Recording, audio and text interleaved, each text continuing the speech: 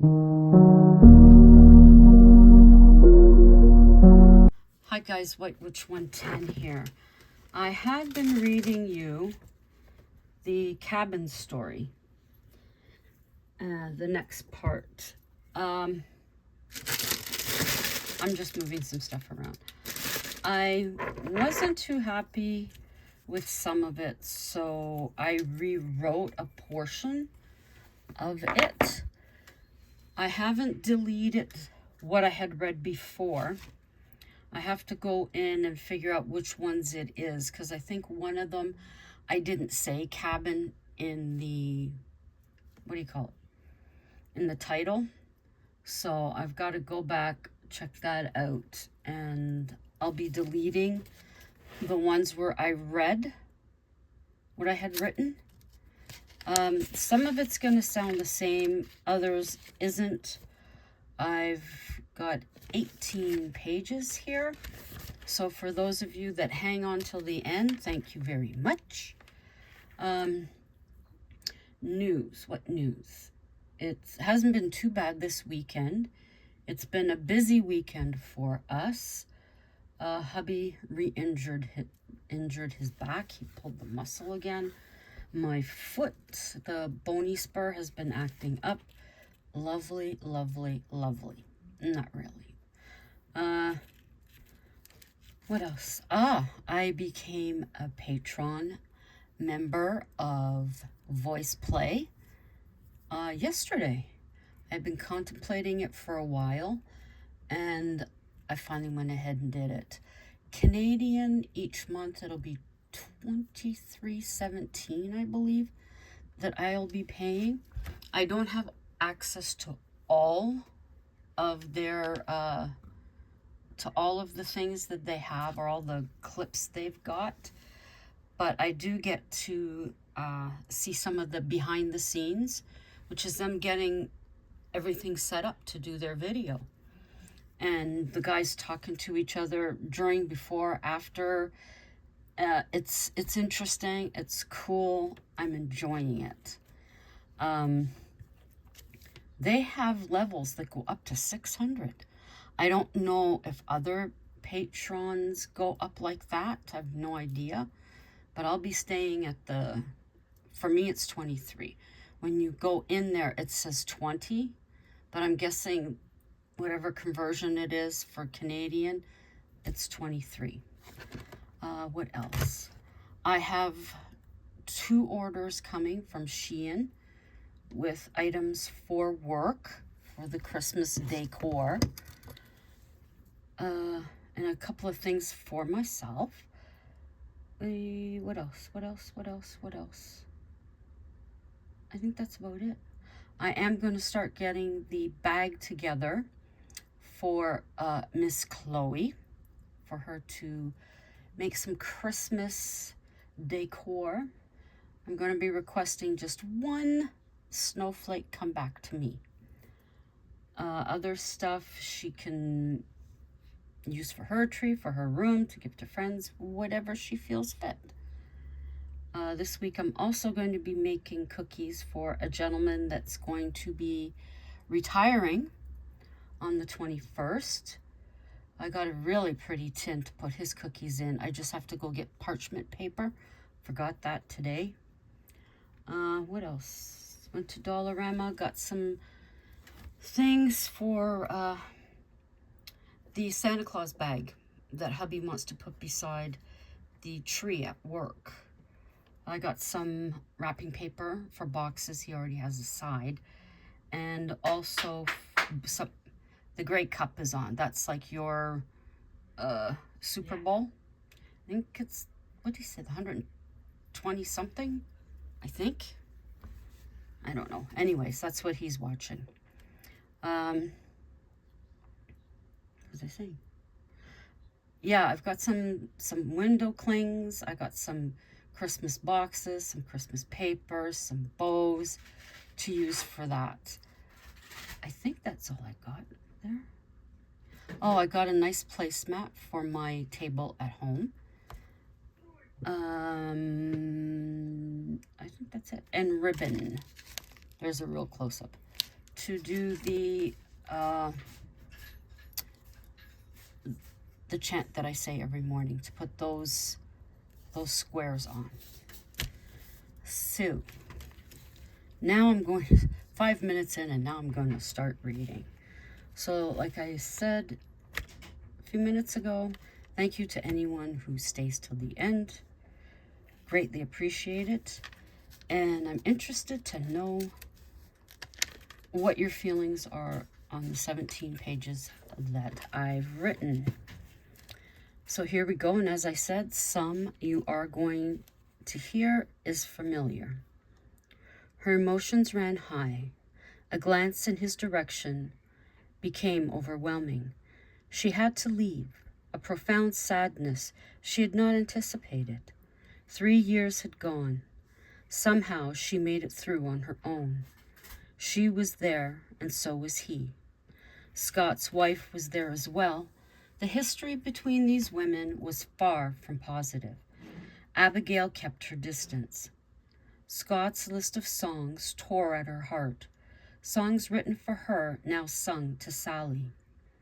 Abigail stepped outside the small auditorium. She found a green room in a quiet place. Everyone else was out there. She nibbled on healthy snacks and warm tea. The door opened, and he walked in. "Hello," he greeted. "Hello," Abigail replied. "I'm Jace Hatfield." He extended his hand. "Abigail Adonidas. Mind if I join you? It's a madhouse out there. Have a seat." They were all there for a charity concert. Abigail hadn't sung in public for 4 years. Jace had been performing for 15 years. He was handsome, a man who could carry himself well. The organizer, Joe, entered the room. "Just the two I want to see. I have a favor." "Okay," Abigail said. "Would you agree to a duet?" "I'm so rusty, Joe. It wouldn't be fair." She glanced at Jace. "I don't mind. That's if you're agreeable. If not..." "I'm sorry, Joe," he said. "I've heard you sing, Abigail, and you sound great." She blushed. "Thank you. Let me think on it."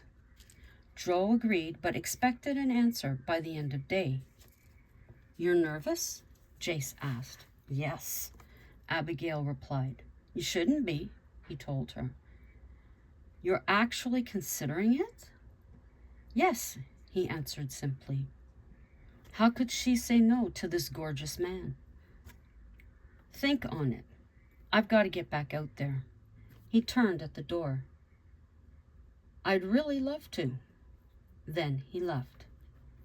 Abigail's rehearsals were over for the day. She bid Joe good night. As she went to leave, he took hold of her. "I admit I was never a fan of yours, but I can see the difference you made in him. To be honest, Scott should have stayed with you." "That means a lot, but he's found his home." She turned and left. Jace was ready to leave. "Hey, Joe, you seen Abigail?" "She left a half hour ago. Why? Did she make a decision?" "What decision?" a familiar voice inquired. "The duet," Jace replied. Scott was surprised. "Sally will go mad." "Mad about what?" His wife came to his side. "A duet," Scott replied. "I'll gladly sing with you, darling." She hugged his arm while spying Jace. "No, Abigail," he said. "Over my dead body. Joe, why would you even ask such a thing?" "Slow down, the both of you. The duet is between Abigail and Jace." Joe pointed to him. "I'd never ask one from you, Scott." "I should hope not." Sally jumped in. "Jace, I'll call you with her answer," Joe said, shaking hands. "Cool. See you tomorrow." Jace glanced at the couple and left for his car. Scott felt confused.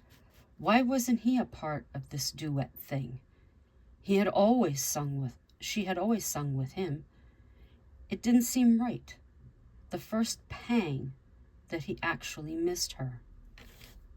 In the comfort of the cabin, Abigail called Joe. "About time you called. I've been waiting." The answer is yes. Joe thanked her, saying he'd call Jace. "Great, I can't wait," Jace replied. The following morning, Joe had the song. Abigail had sung it before and done an amazing job. He informed them together. "I gave this hours of thought. Thirsty. It's perfect for you both." Abigail had flashbacks.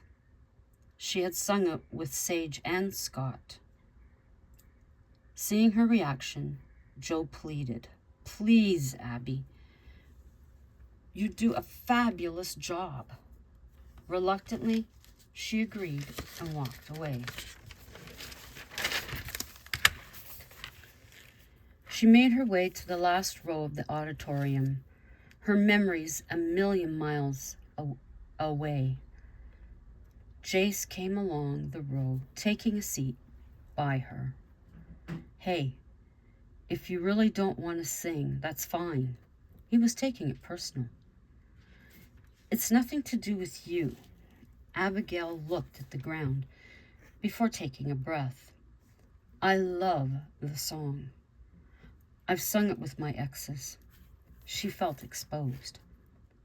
"That's a good reason. Is there any other song?" "Joe wants Thirsty. I'll suck it up and sing it." "I'm sorry." "No need." They made their way to the small room to rehearse. Scott and Sally were making their way to the auditorium. He stopped and motioned her to be quiet. "Why?" she asked, irritated. He moved towards the door. He knew who was on the other side. He gave no thought and opened the door. "Hello, I heard the song. Remember singing it. If you don't mind, please leave." Abby motioned for Scott to go. "Come on," Sally said angrily, while taking in a look at Jace. "The bitch has another sucker."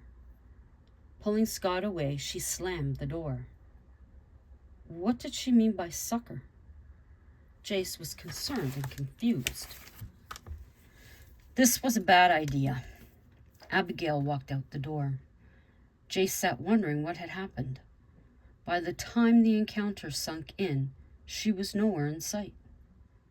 Jace found Jo and inquired as to her whereabouts. She came to me saying she wasn't feeling well. I suggested she go home. She didn't look good. Jace caught a glimpse of Scott and Sally. Anger registered on his face. Jo glanced in that direction. She wasn't sick. What happened? Tell me. That guy and his wife came into the room we were rehearsing in. He gave the details. That fucking bitch. She's always been a problem. That's why I divorced her years ago. You were married to her? Yeah, unfortunately. Now she's married to Scott again. Again? Am I out of some loop? Should I know about it? Jace asked. Jo relayed the history behind it all. And that is why we are at this point. Look, Abby is a sweetheart, and she's been treated like shit. I need to speak with them. Here's Abby's number. He entered it into the phone. Call her and see how she is. Let her know. I'll call her later. Jace stood open-mouthed. I guess I should call. He put on his coat and went outside. Hello? A female voice answered. Hi, Abigail. It's Jace. Jo wanted me to call and see how you were. He said he'll call you later. There was silence from her end. He's talking to them now. He told me everything. Still silence, then a sniffle. You all right? I'm fine. I understand if you've changed your mind. She sounded depressed. Why would I? Too much drama? I don't believe your career needs this. Each word was painful. I don't care what's said. A duet is still on. I'll tell Joe tonight. Much later, Joe called. Abby, I laid it on the line, especially to her. There won't be any further problems. How's Jace, honestly? She asked. He's good, but concerned about you. He decided to say nothing more on the subject. He's looking forward to singing with you. Now get some rest. I'll see you tomorrow. Abigail peered out into the darkness. The only light illuminated small white flakes. Winter had arrived. She hated driving in the snow. Joe arranged a car to pick her up. Abigail was ready in the morning. Thanks, Joe, she said, shaking snow off her coat when she arrived. Jace is chilling in the green room. Abigail went on to see him. Thanks for calling last night. Jace straightened in the chair. No problem. Hope you don't mind, I added a song. What one? Baby, it's cold outside. He smiled. That's perfect for the weather, Abigail said. How was the drive in? Joe arranged a lift. I hate driving in the snow. I will if I need to. Never had this in Florida. I got used to it in New York, he said. Do you think you'll enjoy living here? So far I do. I'm looking forward to the next year. That made Abigail happy. Rehearsals sharpened up the schedule. The snow had been relentless. Joe worried the night would be a flop. But the draw of talent brought people in. It's a sellout, even in this weather. He was very happy. This was the night. Abigail changed into her black jeans, white blouse, and black heels. Jace wore gray jeans, white t-shirt covered by a red and black button-down. His white runners completed the outfit. You look great, Jace told Abigail. You clean up well yourself, she returned. They made their way to the stage. They waited in the wings. Joe announced them, then left the stage. He was watching from the audience. There was an obvious connection between these two. There was a spark. Vocals were spot on. Joe was pleased with this match. Abigail and Jace felt it as they gazed at each other.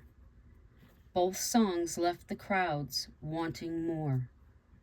Joe made his way backstage while Scott and Sally took center. That was amazing. I need to get you two into the recording studio. Joe could not hide his excitement. I'd sing with you again.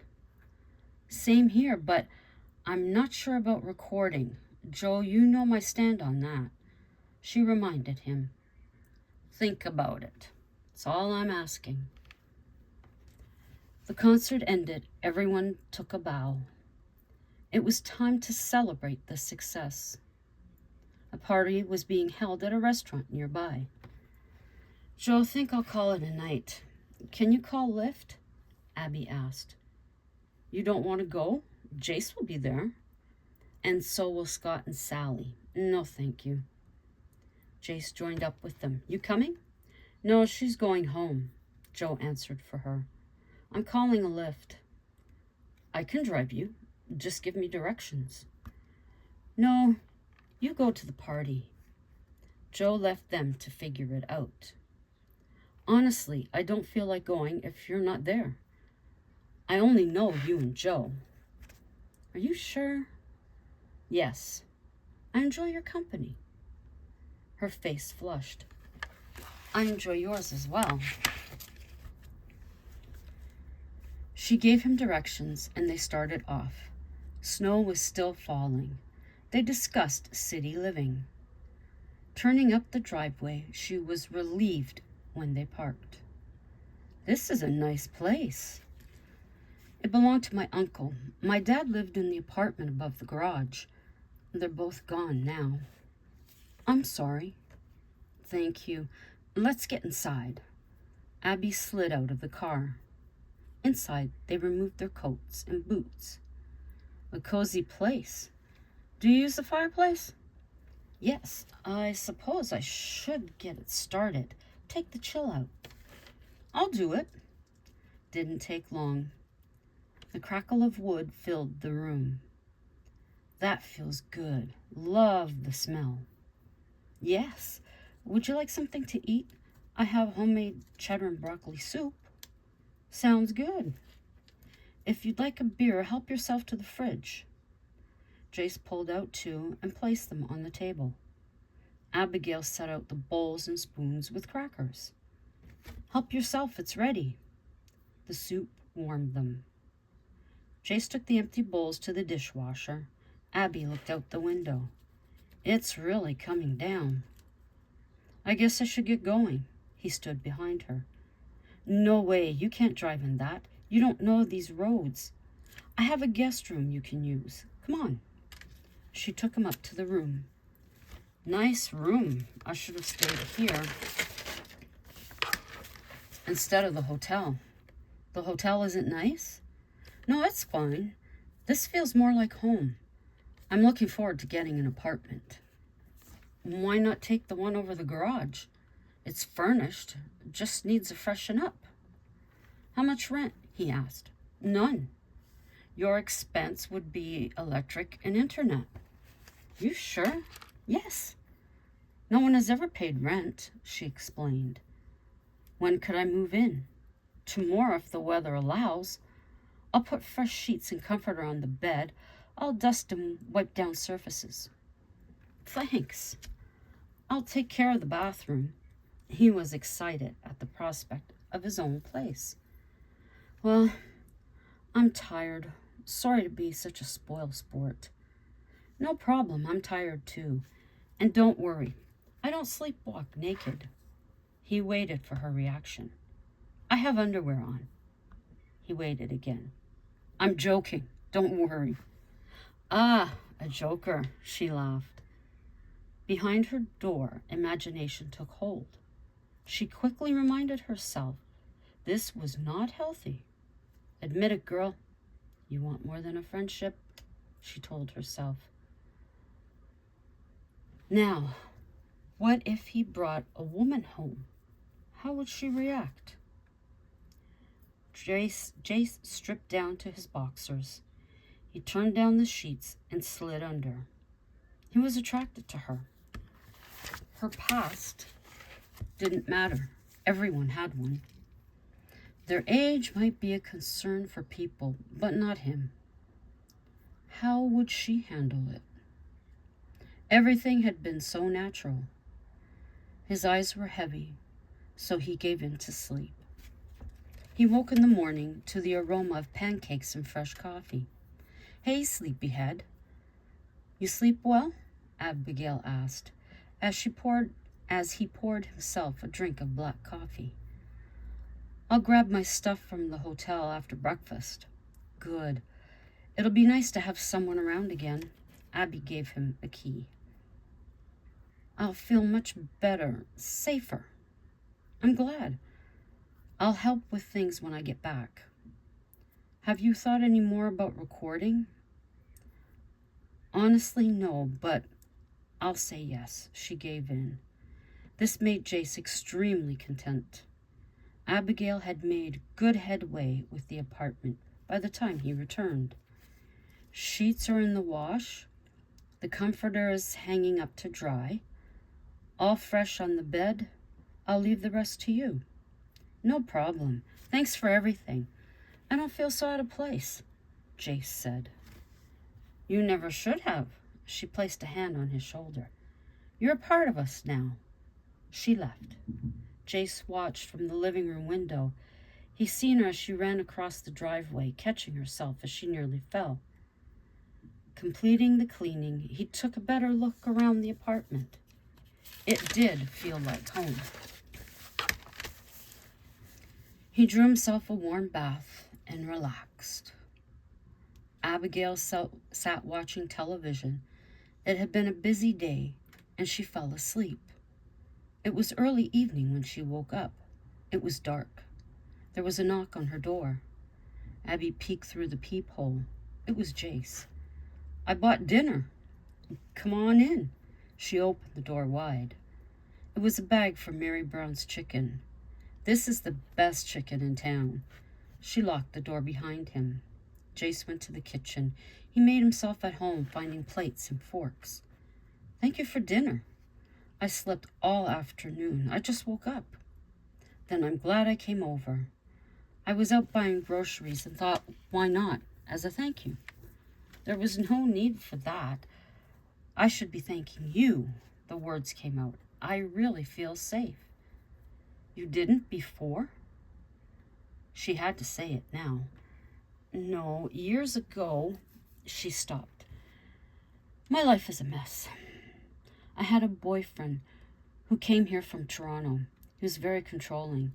He wanted me back with him. He broke into the cabin, had a knife. My cousin's uncle and dad were here as well as Scott. Anyway, the police came and he was taken away. He came in through the bathroom window." Abigail pointed to the closed door. "That's why the lock outside." It made sense now. "I know it's stupid." "No, if it made you feel secure, that's all that matters." Abby changed subjects. There's a lot the press will speak up if we sing together. You need to consider that. They'll say all kinds of things." "We'll handle it. You're more worried than I would be." "I don't want to put more on you than there should be." She dropped her fork on the table. She placed her head in her hands.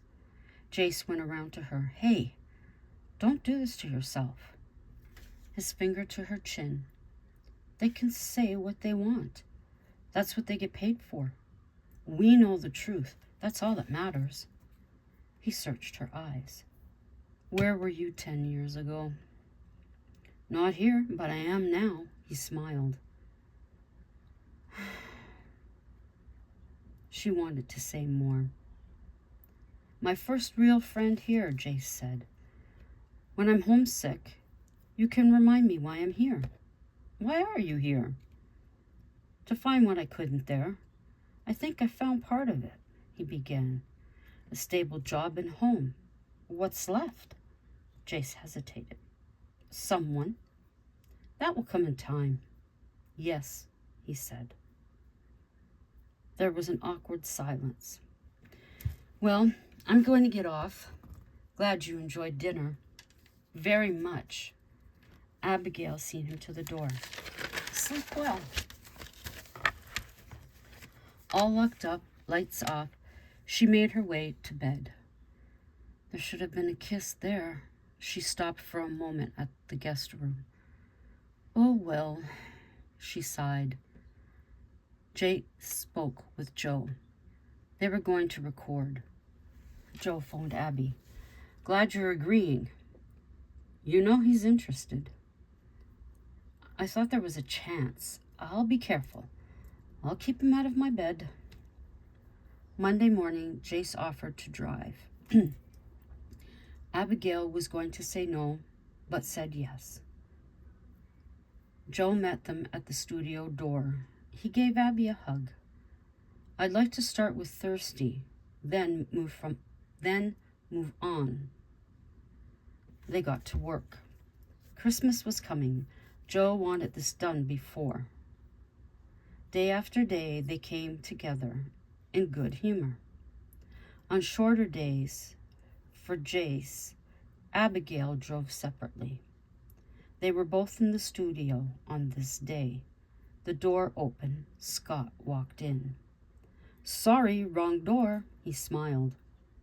"What are you doing? You know this isn't right." Joe was pissed. "Hi," Scott waved. Abigail spoke. "Where's your wife?" "At home. She knows I'm here." But not us. Get to your studio, Joe firmly told him. I don't need a problem. Scott left. He's in the next room, don't worry, Joe assured her. That's all I ever seemed to do. Her concentration was off. Joe, can we have some privacy? Jace requested. He had Abigail sit on the sofa across from the mixing board. There's no need to worry. We should be done tonight. I seem to move forward, then back. You're not going backward. His finger lifted her chin once more. Without thought, she leaned forward and kissed him. She pulled away quickly. I shouldn't. She got up to leave. Jace took hold of her hand. He guided her back to the cushion. His hand to her jaw, he gently moved her toward him. His lips connected with hers. A second, he looked at her. He leaned with a passionate connection. No apologies. This should have happened days ago, Jace said. Joe knocked on the door before entering. He could tell something had happened. Let's finish this, he said. The last note sung. They all took a breath. I need the bathroom, Abby said. On her way back to the studio, she heard her name. She turned. It was Scott. Leave me alone. Abigail, slow down, please. I have nothing to say to you, she repeated. Scott caught her by the arm. Abby, let go. Why are you being like this? I thought we were friends. Scott, the morning you walked out, that killed any chance. I was devastated. I don't want to hear a list of lies anymore. She yanked her arm away. Sally doesn't know you're here. She doesn't need to. He took hold of her again. Leave her alone. It was Jace. Are you deaf? He was by her side. She wants nothing to do with you. A grin appeared on Scott's face. He laughed. You're sleeping with him. You've had sex. I have not, she shouted in anger. Yes, you have, Scott insisted. We aren't, and if we were, it's none of your business. Just leave her alone.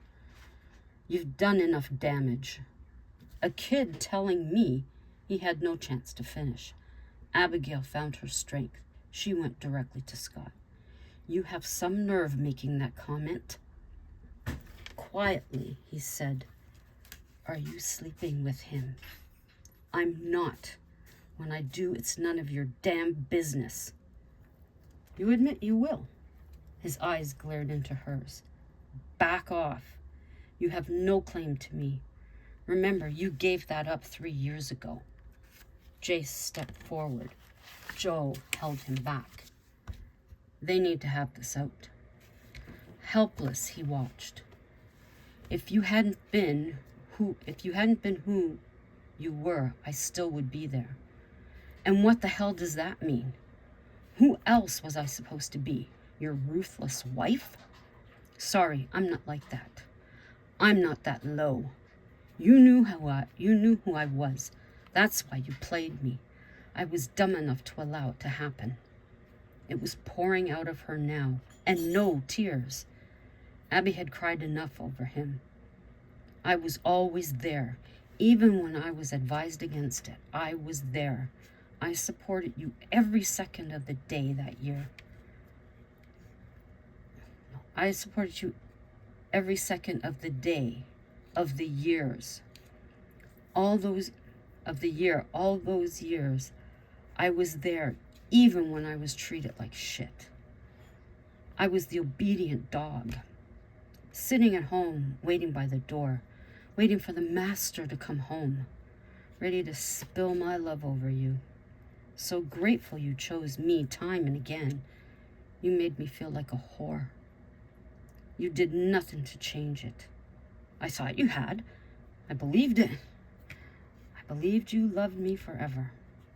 I thought I was the last Mrs. Wilson in your life. That was a joke. A joke you made of me. Still no tears. He looked over her shoulder to Jace. She'll come back to me sooner or later. You best realize that. Jace came forward. I highly doubt that. I know how to treat a woman. His hand rested on her shoulder. You realize how old she'll be? Jace cut him off. And that was the difference with you? Good luck, Scott said in disgust, while pushing past them.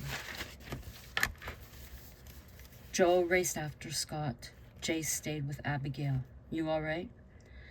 Tired. I'm ready to go home. Joe had Scott by his car. What the hell is wrong with you? Joe shouted. Why can't you just leave her alone? I still love her, he blurted out. That's why, and I always will. Then leave Abby alone. If nothing else, please do it for me. Scott got in his car and drove off. Abigail and Jace arrived home. She wished him good night and went inside. Jace stood for a moment before going to his apartment. He threw himself on the bed. It had been an evening. He wondered if it would always be like this. He sat up and pulled off his shirt and changed to his sweatpants. Abby went directly to her room. She stood in the window looking over to the garage. Now the tears came. She had to let go before even taking his hand. Her heart was breaking. She had to stay away. Jace contemplated leaving. In the morning, he'd search for another place. He didn't want to, but it was for the best. He went to work in the morning. Co-workers noted the change. No one addressed it. Jace felt alone again. Abigail fell into depression. At 37 minutes, that's all I have written. That's all 18 pages. I will be reading the rest when I write it, and until then, ciao for now.